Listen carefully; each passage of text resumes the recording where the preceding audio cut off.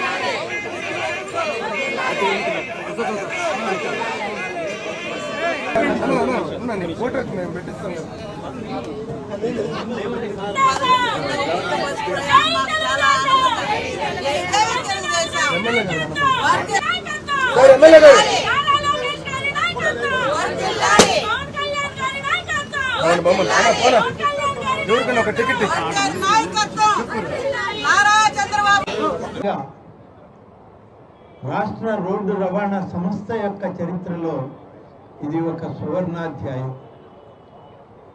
చరిత్రలో లిఖించబడినటువంటి రోజు.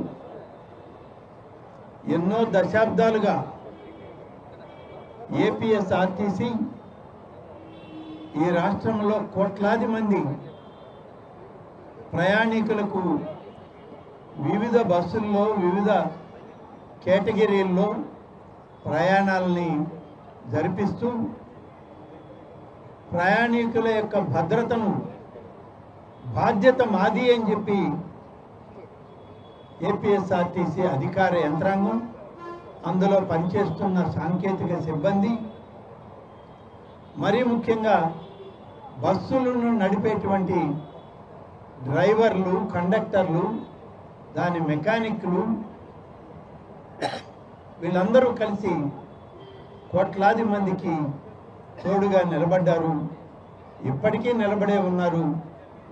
రేపు కూడా ప్రభుత్వ పథకాలను అమలు చేయడంలో ఆర్టీసీ యాజమాన్యంతో సిబ్బంది అంతా కూడా కలిసి రావడం, ఈ యొక్క 79వ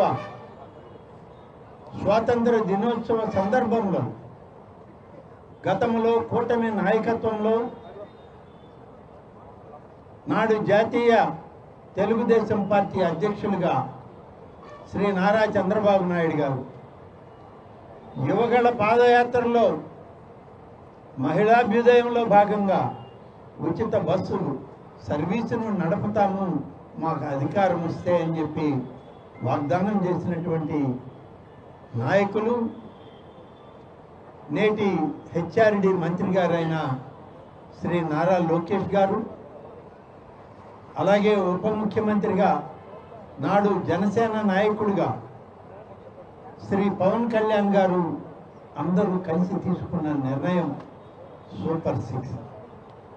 సూపర్ 6 గురించి మళ్ళీ ఒక్కొక్కటి చెప్పవలసినంత అవసరం లేదు. ఇవాళ పొద్దున్నే స్వాతంత్ర దినోత్సవ సందర్భంలో తిరుపతి పెరేడ్ గ్రౌండ్స్లో ఆనాడు ఈరోజు జరిగేటువంటి ఈ ఆనందోత్సాహాల్లో ఈ సూపర్ 6 గురించి రాష్ట్ర స్థాయి, జిల్లా స్థాయి ఏ విధంగా ఉంది, వందల వేల కోట్ల రూపాయలు కోట్లాది మంది ప్రజలకు ఏ విధంగా అందిస్తున్నామో గడిచిన 13 మాసాలుగా వివరించి చెప్పడం జరిగింది. ఈరోజు ప్రత్యేకంగా ఏపీఎస్ఆర్టీసీ సముదాయంలో తిరుపతి నగరంలో ఈనాడు ఒక బృహత్తరమైనటువంటి కార్యక్రమం. సూపర్ 6లో భాగం మహిళలకు ఉచిత బస్సు సౌకర్యాన్ని ఇస్తామని వాగ్దానం చేసినటువంటి మా నాయకులు దాన్ని నెరవేర్చడానికి ఈరోజు శ్రీకారం చుట్టాం. శ్రీవారి పాదాల చెంత ఈ తిరుపతిలో ఈ కార్యక్రమాన్ని ప్రారంభించేటువంటి అవకాశం నాతోటి వేదిక మీద ఉన్నటువంటి ప్రజాప్రతినిధులు అధికారులు అందరికీ ఇవ్వడం నేను ఎంతో సంతోషిస్తా ఉన్నాను.